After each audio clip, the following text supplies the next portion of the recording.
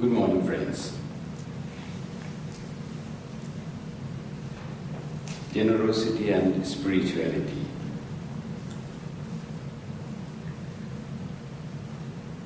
We all know about generosity and know the value of being generous.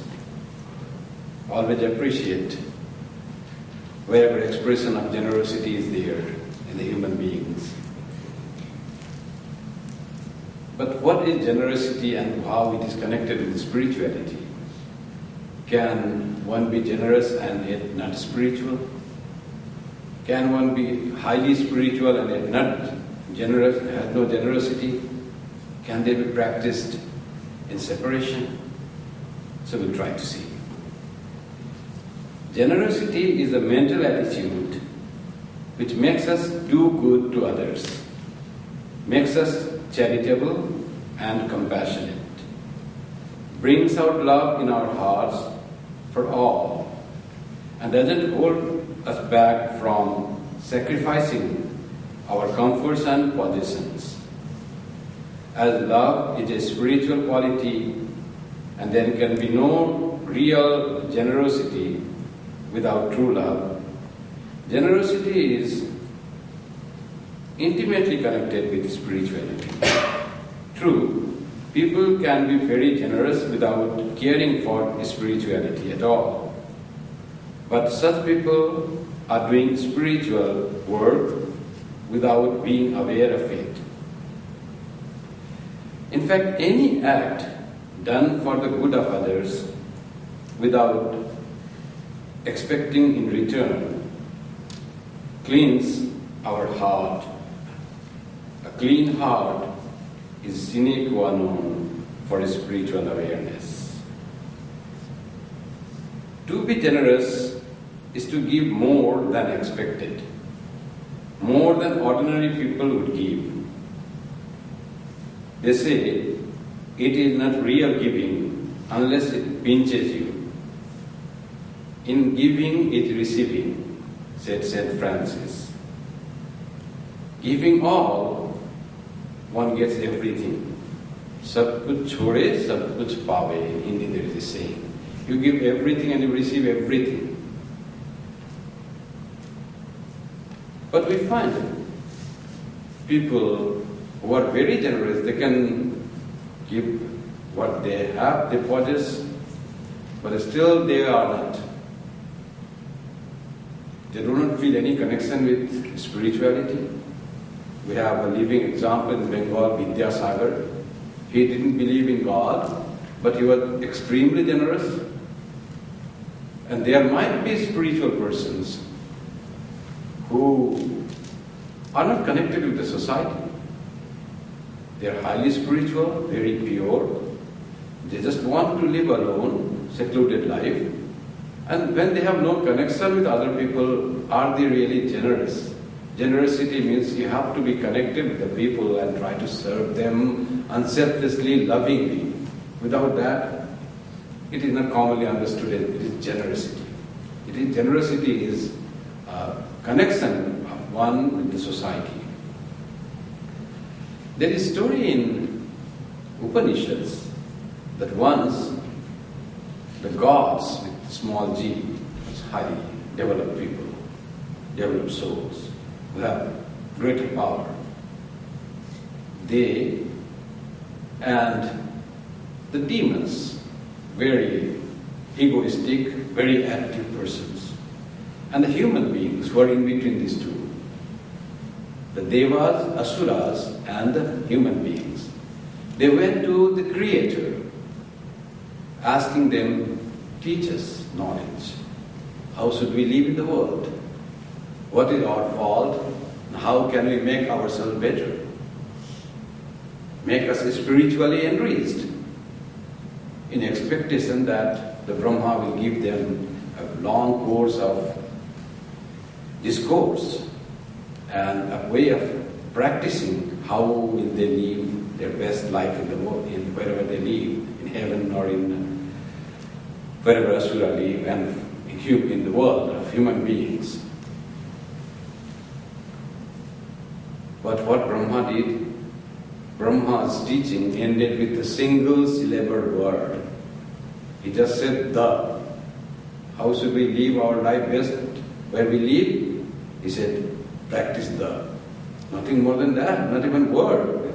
Only one syllable letter, one syllable, one sound, the. And that was the real teaching.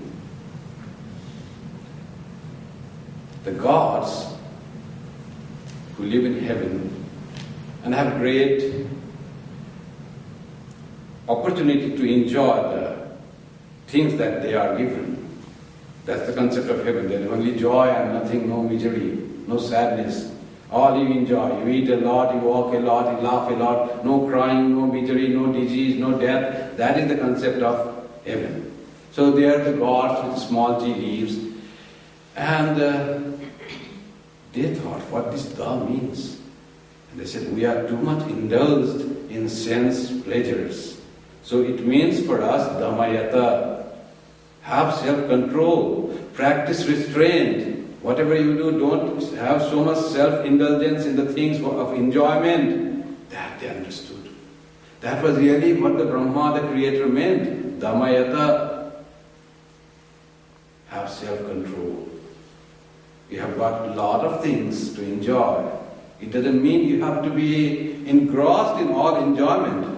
That will ultimately make you what you should not be.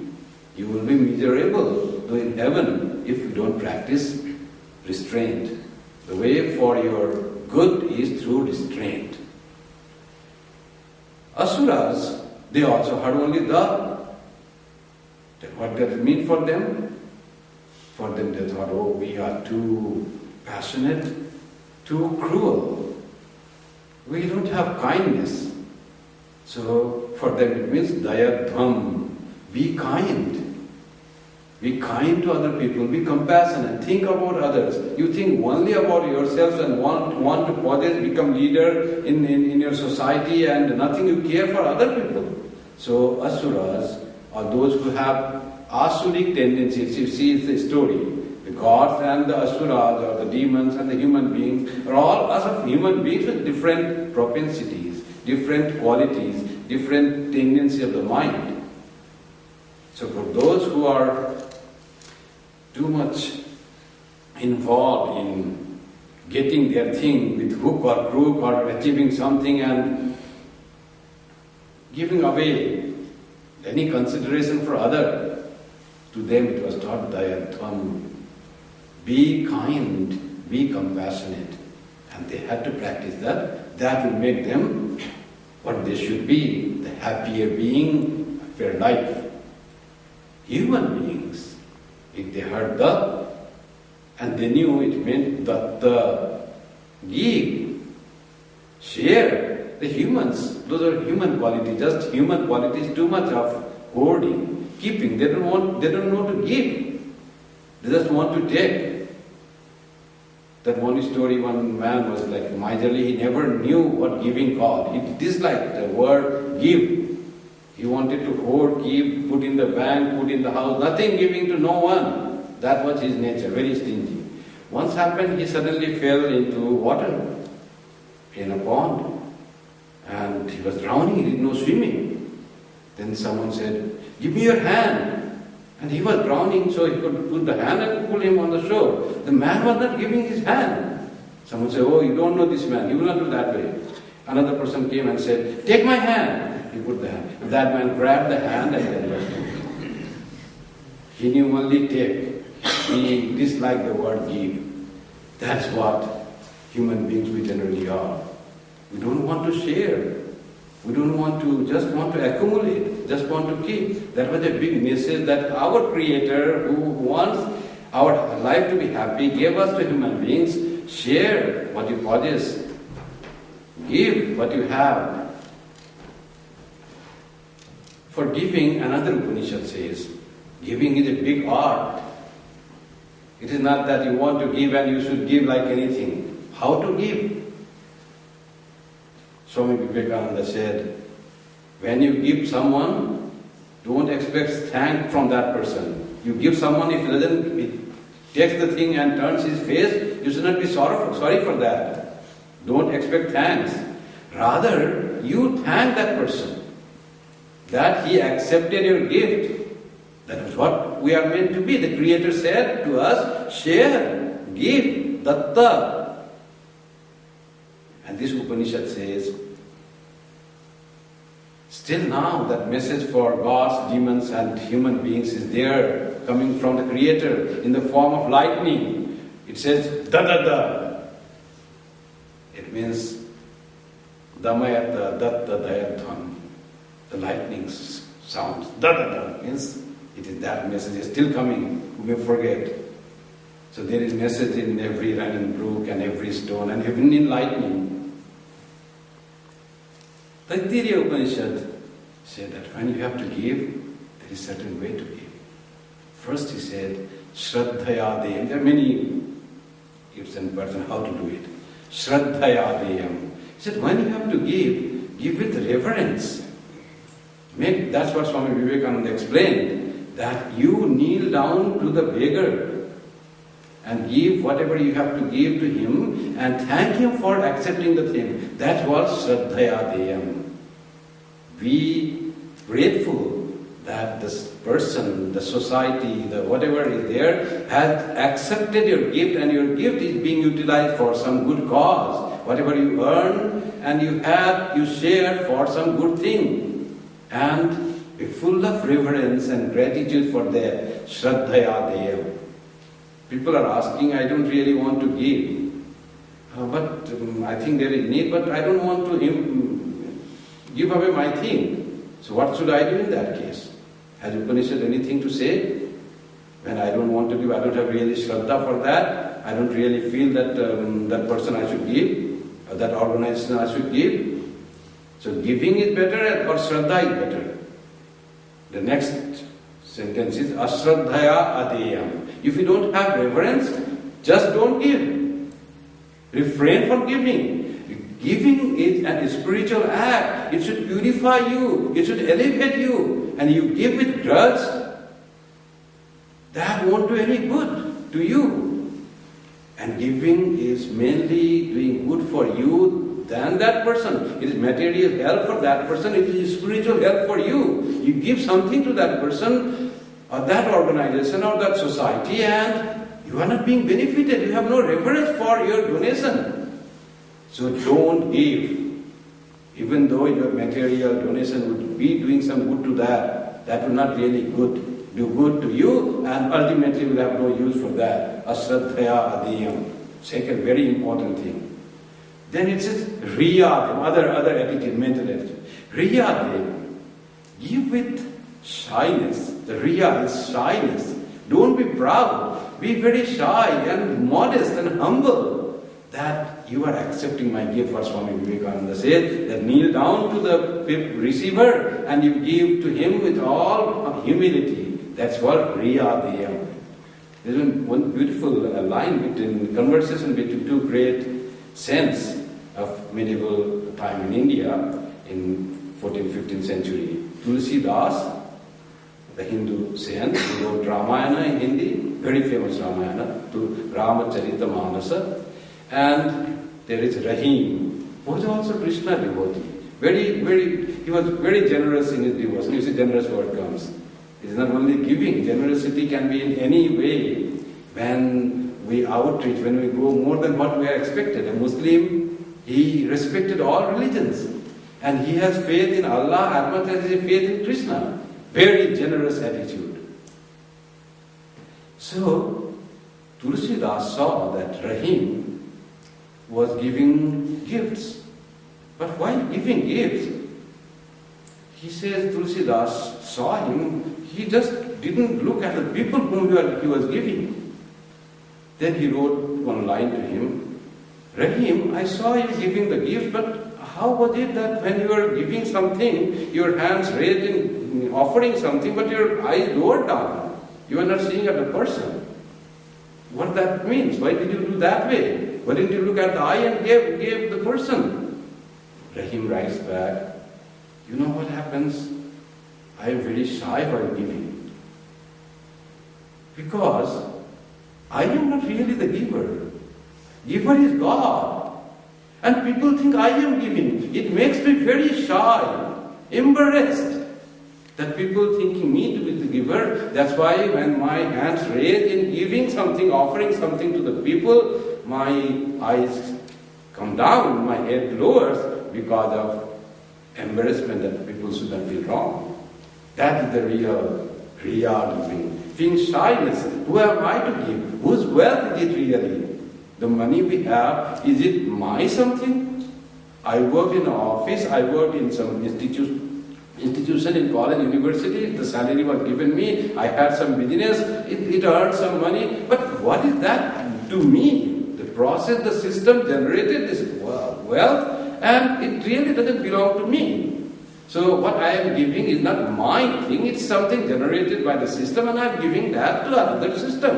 It is being, and it is the Lord's thing that being given to the Lord in another form. So nothing mine there. So when I feel it is mine, it is embarrassing to me. When others feel I am giving, it is very embarrassing to me. That's how Rahim's eyes and head lower and his hand raised in offering things. Riyadeyam. Another is Bhiyadeyam. Be fearful, that is the word, Bhiya.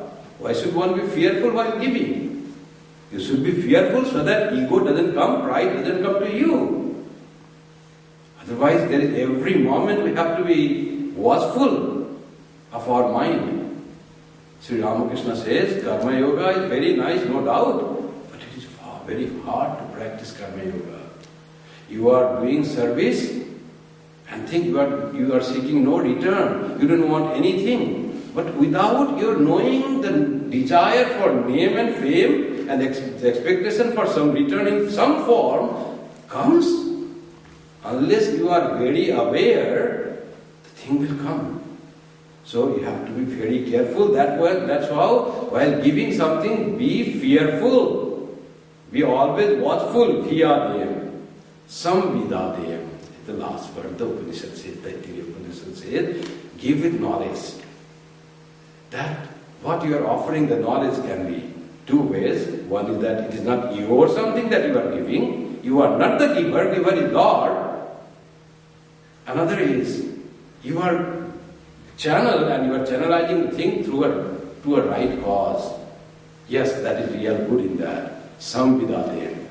Sri Krishna says in the Gita, you have to know whom you are giving, when you are giving, and what you are giving. This Desha, Kala and Patra. The place, the time, and the recipient. You should be aware of your gift.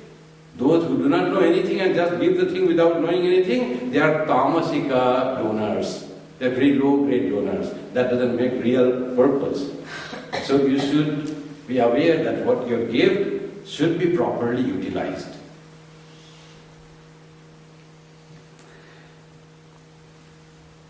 So Sri Krishna's thing, he said, Datavyam iti yad danam diyate anupakarine deshe kale cha patre cha tad danam satvikam smritam.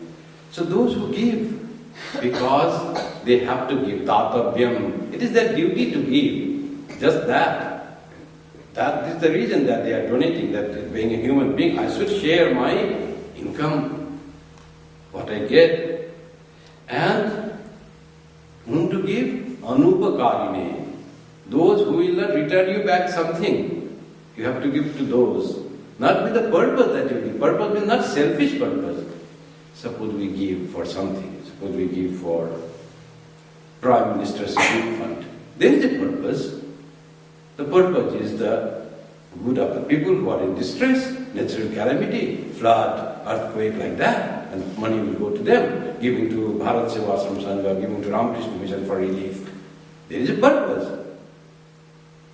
There is expectation, but expectation becomes expectation when it is for me. I will get something. Oh, Ramakrishna Mission will write in big name, this donor has given this 1,000 rupees or $100 in big name, there should be platinum board there should be in that name will be given. That is not anupakarine. Something you are expecting in return, which is futile.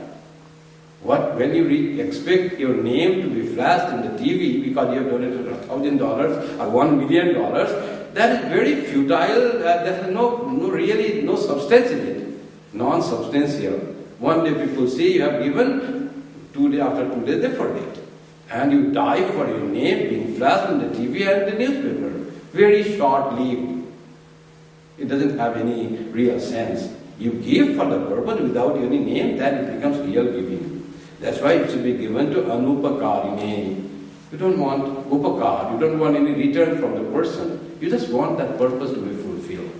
The temple is being built, you give donation to the temple. I want temple to be being built. But what for the temple? Because my name will be there. When people will enter, they will say, this person has given $10,000. No, not for that. The purpose will be spiritual purpose. People will come to the temple, they will feel peace there, there will be prayer, there will be worship, there will be meditation, and all will become spiritual, all will be happy, all will be joyful. Sharing joy. Sarva sarvatra nandatu. That prayer is the real spiritual purpose for which one should give. And those who give pratyupakarartham, phalamuddishya, for the sake of someone will do something for me, that is Rajasika, second grade giving. That is also giving, that is also some purpose. You give your name and fame. It's not the worst. The worst is not giving at all, but giving with some purpose. Oh, there will be my name there in the board in the temple or in the place in the newspaper. That is also giving, but it don't serve the purpose as much as you give without any expectation. That will be higher spiritual giving. That will be the generous giving. So generosity is something which one does more than what one is expected. We find examples of generosity throughout the history in great personalities. Take the example of Bhishma, great warrior, so many good qualities, and when he became of the age of marriage, he was going to be king, he said, I won't marry. Why won't you marry? Because my father loved someone, and that girl's parents had asked me to promise that the son, I will not get married, but if my son claims for the throne, so I had promised that time that I will not marry. Why didn't he marry? For the sake of the joy of his father. That was a great sacrifice.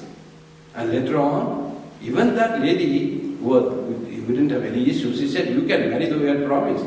It was some purpose that didn't happen. Still, he didn't marry. He was very generous and could sacrifice his throne for this purpose. That is the Bhishma's generosity. Keeping the word, sacrificing his all enjoyment of life, of a kingly life, for the sake of joy of his father. That is called generosity. He could say that, I don't know that. Who would do what to him? Karna was another very generous person, Dana Veera Karna, in giving the things. Whoever came to ask him anything, he would give. He never said no to anyone. That's what the mythology says. People could think that way, that there is even if it was a creation of human thought, then also people could find out a character which is so generous in giving that who would not say no to anyone who came for asking. So he had some inborn, some immune things there which would save him from battle. He was a warrior. And Indra, the king of gods, knew that if he had that inborn protection, so he will not be killed, he is invincible. He wanted Indra wanted Arjuna to win the war, and he came to Karna in the form of disguise as a Brahmin and said, I want something from you, will you give me? He says, what do you want? I am ready to give, I have never said no to anyone. I want the inbuilt protection that you have. The kundala and this shield. He said, yes, I can give you just now. Knowing fully that person in disguise was Indra and giving that will make him difficult invincible in the war. Still he didn't say no. That is generosity. Keeping his life in danger, somebody had asked something, he would give that. There used to be one big great saint in the Puranas. His name is Dadichi. And Dadichi was an old man, very ascetic. There was a demon called Vritrasura. The demon was very powerful and the gods found difficult to fight with them. Then this Vritrasura, how to kill them? Gods cannot do that. They found then someone told him, you should get the help of a human being to conquer that. You see, this greatness comes. Human being will be powerful than gods? No, not ordinary human being. The sage, it is spiritual power. His power of asceticism for throughout life. That what he will do, he is a lean and thin man, bone and skin. He will fight on our behalf. No, he will not fight. You have to make weapon from his bones. But he is alive. And Vritrasura is doing all horrible things. He is almost vanquishing us from the heaven. So go and see if that man can give his bones. How can he give his bones? He is a living man. Just go and pray. Indra goes and he says, we are here and we know there is a battle between good and evil. Demons are all conquering us. They were driving us from the thing, and when they reign, they will be all the rule of all these devil things. And we want nice, good rule to be there, but you are the only person who can make us conquer the devil, conquer the evil things. So what I have to do, sir? I want your bones. With your bones, we will make a weapon, and that weapon is something by which alone they will be conquered. It's that thing. You don't have to make so much this text for that, so much preface. You just tell me you want my bone. He said into Samadhi, I will sit into Samadhi, my life will go, I'll give up my life and you take my bones and make astra. That is generosity.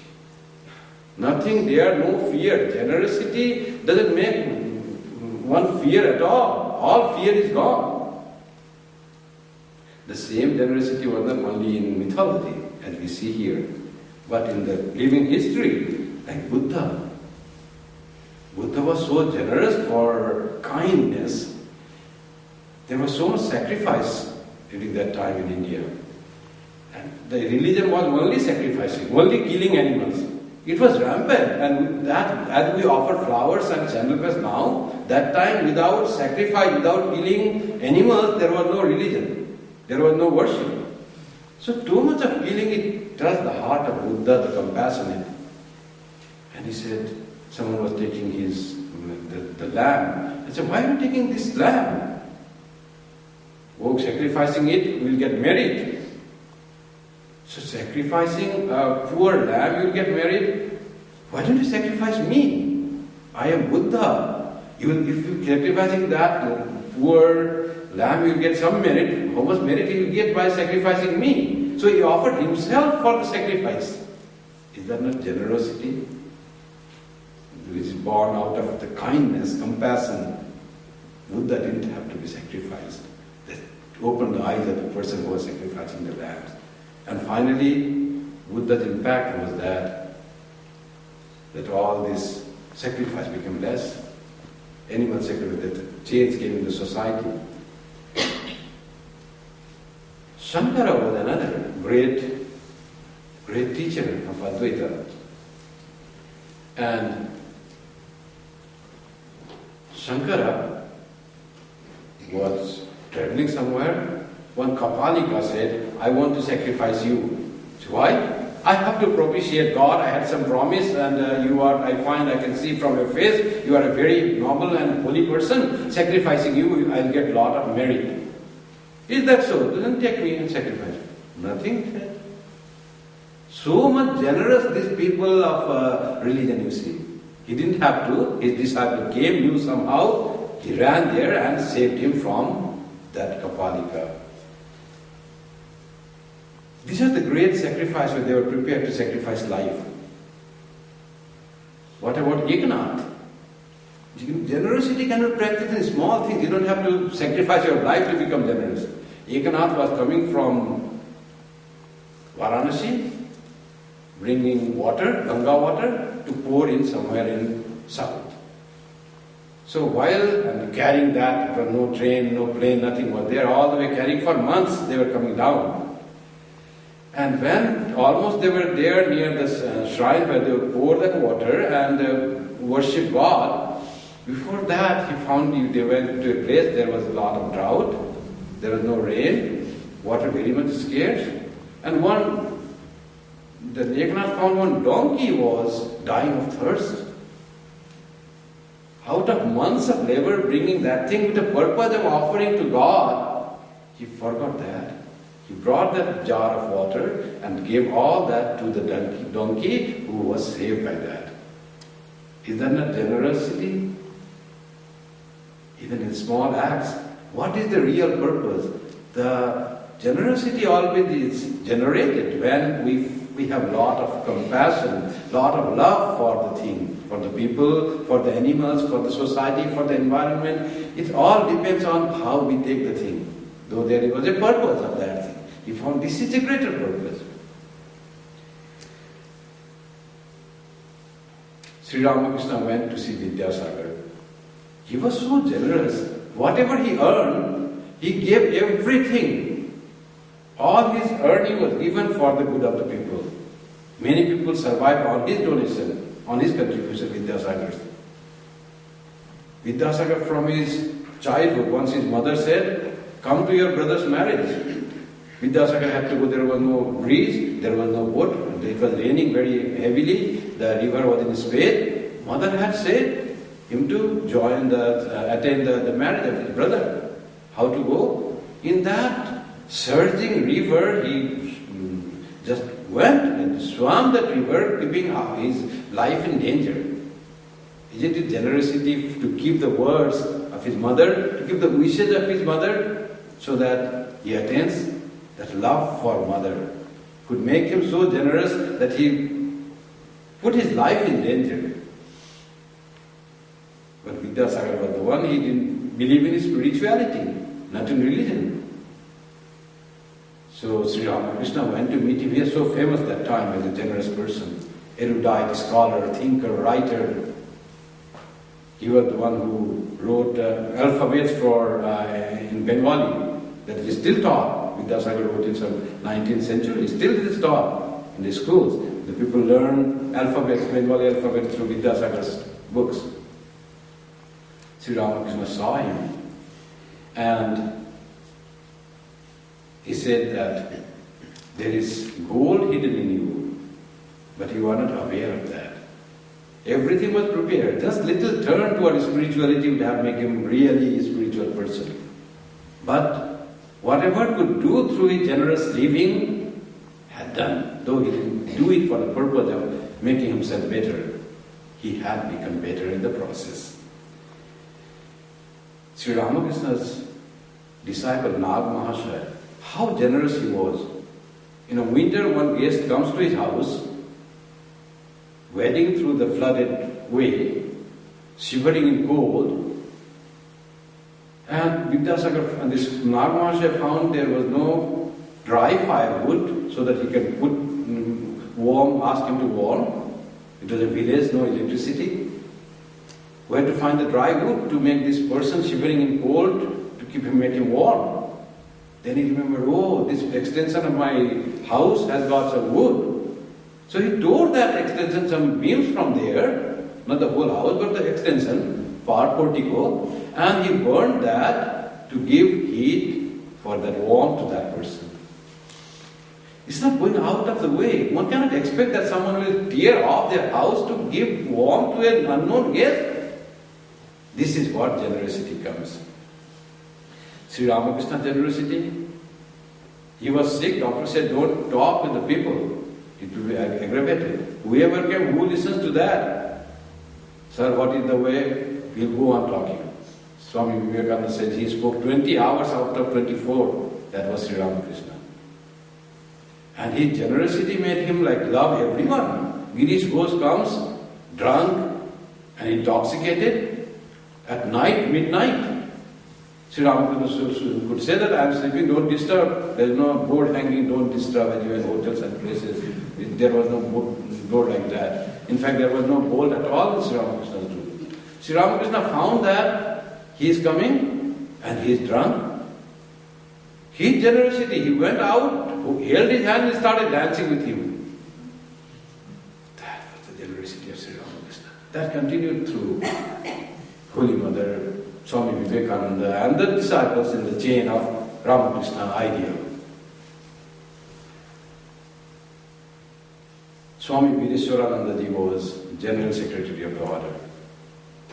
So he had to take action with some of the workers, and he had some very strong, according to things, he wrote a very strong letter, big punishment. After writing that, as a General Secretary, he should have done that, because that was the fault of that person. But after mailing that letter into the letter box, he realized, I can be generous. It can be less than something. Then what to do? Letter is already posted in the letter box. He went there, letter box was to open at 9 o'clock in the morning. He went there 8 o'clock so that the postman doesn't come a little early. And when postman came to open the letter box to take away the letters, he said, can you return me that letter I have given? It was in the Belur mud. And he himself did that. He didn't put some other monk, go and check and bring that letter. He himself went there, 1 hour he waited to just get his letter, brought it in, brought the letter out from the envelope, changed his punishment, and then dropped it again. That is generosity. Swami Ranganathananji was coming from the airport. The taxi driver said, can you write a recommendation letter for my son to get admitted in that big school, famous school, Narendrapur? He was a passenger coming from somewhere, and he has no connection with Narendrapur school. So he could easily say, I am not connected with Narendrapur. You go there and talk with the people. Why are you bothering me? I am just coming from airport to the Belur Math, and it's not my business at all. But how the generous Ranganathanji is. Oh, my letter would help you in getting something. Give me paper and pen. And I just wrote there and gave to the taxi driver. Of course, we don't know whether his son was admitted just on the basis of this letter or not, because it is a big competition. There is one of the best schools in India. But to see the generosity, the mind of Swami Ranganathananda ji. Sometimes people come to buy books when the offices were closed. The brahmachari went to take rest after a whole morning's work. Ranganathananda would not disturb that brahmachari and say, bring the key, I'll open the door. He was the head of the center, he could ask any other monk. He could even ask all the brahmachari and come and open that.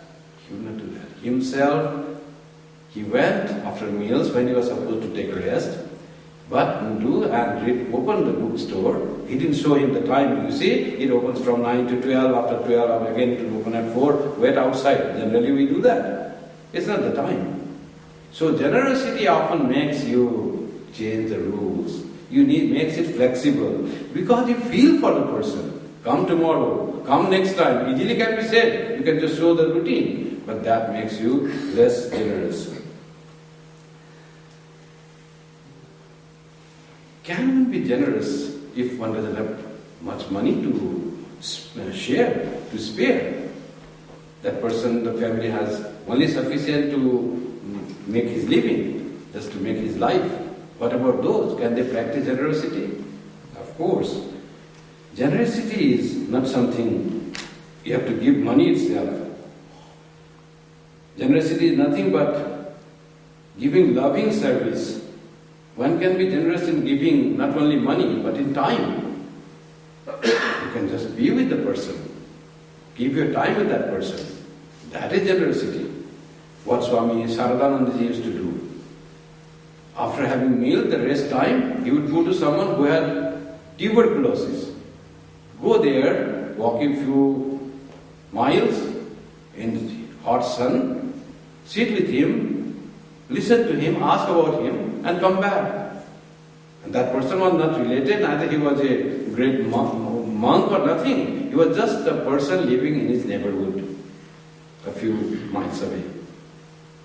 That is reaching the person. The words, we should be generous in spending words. Often we even can't say, praise the things when we receive. Be generous in praise, they say. When you find something, express it. That it was so good of you. That is also being generous in praising and giving in through words. Being generous in company. Giving company is great generosity. You just know that you go and give him some time to be with that person, old person sitting there, and you have no purpose for yourself. The person is old, he is not productive, he won't give you anything, you don't have any expectation from that, but still you go and give your company to that person, knowing that your company will give him joy. That is being generous. Not only you have to be there, feeling sympathy. Oh, that person is suffering. That is also being generous. And doing prayer. If you can do that, go to the Lord and can you remove his affliction? Swami, again to say another monk of the Ramakrishna order, one devotee calls, Swamiji, my daughter is in very bad state, she met an accident, can you pray to Holy Mother? And that lady was the devotee, he seldom visited the ashram. He in fact didn't know that Swami doesn't remember her. Swami said, oh, she met an accident and you want prayer to be done? He hung up the phone. No more. Where accident happened, how is his condition now, does he need blood? Nothing. He rushed back to the shrine, came to Holy Mother's picture and prayed from the heart. For that girl was very difficult. The lady also, it was the last thing for her when she lost hope from doctors. It was a very dangerous situation. And that girl saved. That is generosity. That's what Holy Mother said. Jar ache mapo, jar nei chopo. That who have just measure. You have grains, measure and give. You want to give 2 bagfuls, give that. But I don't have so many grains, I don't have so much money. Then what? Do japam. Do prayer for that person. It is equally valid, equally good. It makes us equally generous if you pray for that person who is in need of something and you cannot help him materially. That's what Holy Mother said. If you don't have means, pray from heart. That is also being generous. Another is being kind to those who insult you, to accept and embrace those who revile you, to love and pray for those who are inimical to you is indeed generosity. At the end, I'd like to read from Swami Vivekananda.